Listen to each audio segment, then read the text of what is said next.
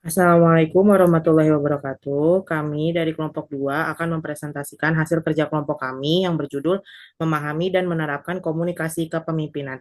Boleh di next. Di sini ada anggota kelompok 2 yaitu ada Artika Yuwana Putri, ada saya sendiri Asyifa Diramawati, ada Silvania Afida, dan ada Yumna Aziza. Next. Outline yang akan kita bahas pada hari ini ada definisi komunikasi, ada peran manajer dan kepemimpinan dalam komunikasi, tujuan komunikasi, hambatan dalam komunikasi, dan fungsi komunikasi dalam organisasi. Next.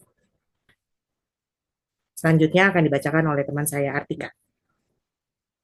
Di sini ada definisi komunikasi. Komunikasi adalah bagian yang paling penting bagi para pemimpin karena komunikasi yang efektif merupakan salah satu strategi kepemimpinan.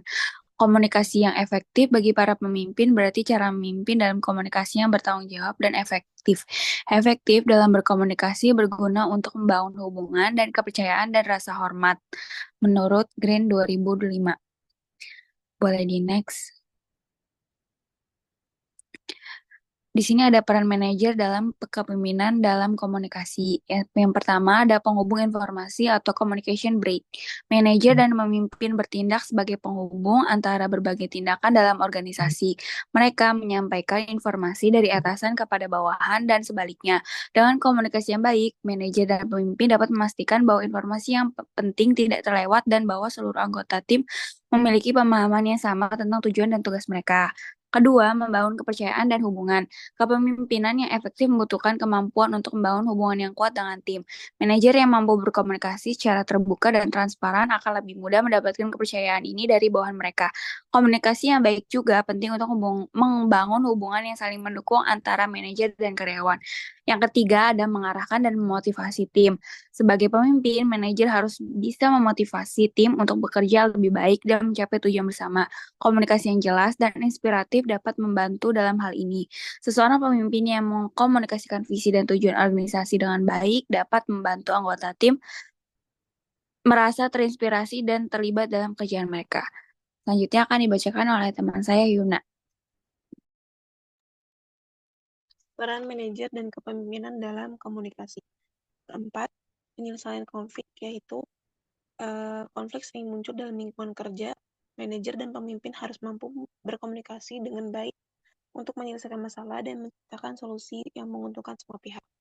Keterampilan mendengarkan dan memberi umpan balik yang konstruktif sangat penting dalam proses ini. Kemudian yang kelima ada pengambilan keputusan. Dalam pengambilan keputusan, manajer dan pemimpin harus bisa menyampaikan pilihan dan alasan di balik keputusan tersebut dengan jelas kepada tim.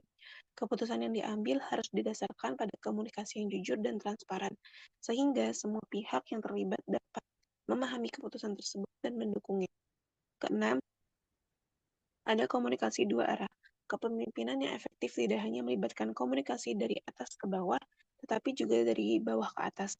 Pemimpin yang baik mendengarkan umpan balik dari tim mereka. Pertimbangkan pandangan karyawan dan menggunakan informasi tersebut untuk membuat keputusan yang lebih baik. Tujuan komunikasi.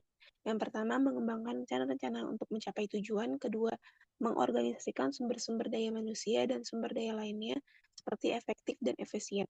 Ketiga, memimpin, mengarahkan, memotivasi, dan menciptakan suatu iklim kerja di mana setiap orang mau memberikan kontribusi. Selanjutnya akan dibacakan oleh Silpa.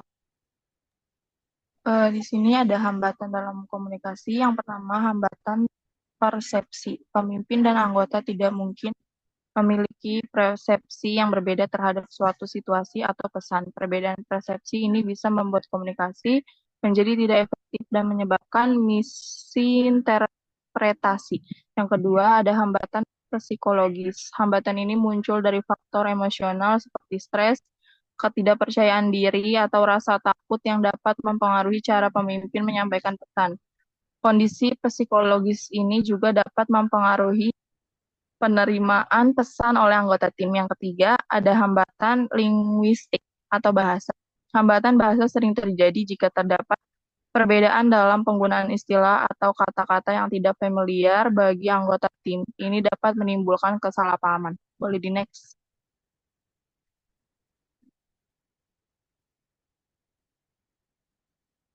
Yang keempat, ada hambatan struktur organisasi. Pada beberapa organisasi, hierarki yang terlalu kaku atau panjangnya jalur komunikasi bisa menghambat aliran informasi. Informasi penting mungkin tidak tersampaikan dengan cepat atau benar kepada pihak yang membutuhkan. Yang kelima, hambatan budaya. Budaya kerja dan latar belakang budaya yang berbeda antara pemimpin dan anggota tim dapat menimbulkan perbedaan dalam cara berkomunikasi dan memahami pesan. Selanjutnya akan dibacakan oleh Asyik.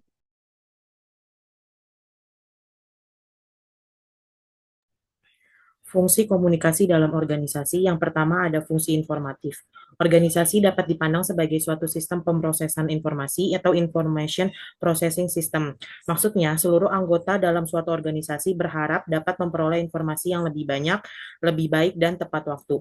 Informasi yang didapat memungkinkan setiap anggota organisasi dapat melaksanakan pekerjaannya secara lebih pasti. Informasi pada dasarnya dibutuhkan oleh semua orang yang mempunyai perbedaan kedudukan dalam suatu organisasi. Yang kedua ada fungsi regulatif. Fungsi regulatif ini berkaitan dengan peraturan-peraturan yang berlaku dalam suatu organisasi. Pada semua lembaga atau organisasi ada dua hal yang berpengaruh terhadap fungsi regulatif ini, yaitu atasan atau orang-orang yang berada dalam tataran manajemen, yaitu mereka yang memiliki kewenangan untuk mengendalikan semua informasi yang disampaikan. Di samping itu, mereka juga mempunyai kewenangan untuk memberikan instruksi atau perintah. Sehingga dalam struktur organisasi, kemungkinan mereka ditempatkan pada lapis atas atau position of authority supaya perintah-perintahnya dilaksanakan sebagaimana semestinya. Yang ketiga ada fungsi persuasif. Dalam mengatur suatu organisasi, kekuasaan dan kewenangan tidak akan selalu membawa hasil yang sesuai dengan yang diharapkan. Adanya kenyataan ini, maka banyak pimpinan yang lebih suka untuk mempersuasi bawahannya daripada memberi perintah. Sebab pekerjaan yang dilakukan secara sukarela oleh karyawan akan menghasilkan kepedulian yang lebih besar dibanding kalau pimpinan sering memperlihatkan kekuasaan dan kewenangannya. Yang keempat, fungsi integratif. Setiap organisasi berusaha menyediakan saluran yang memungkinkan karyawan dapat dilaksanakan tugas dan pekerjaan dengan baik. Next. Nah, kesimpulan dalam memahami dan menerapkan komunikasi kepemimpinan adalah bahwa komunikasi yang efektif menjadi fondasi bagi kepemimpinan yang berhasil. Pemimpin yang mampu berkomunikasi dengan baik dapat memotivasi, mempengaruhi, dan membangun hubungan yang positif dengan tim atau organisasi. Boleh di next. Ini ada beberapa daftar pustaka yang kami gunakan dalam mengerjakan PPT ini. Boleh di next. Baik, sekian dari kelompok kami. Kurang lebihnya mohon maaf. Wassalamualaikum warahmatullahi wabarakatuh.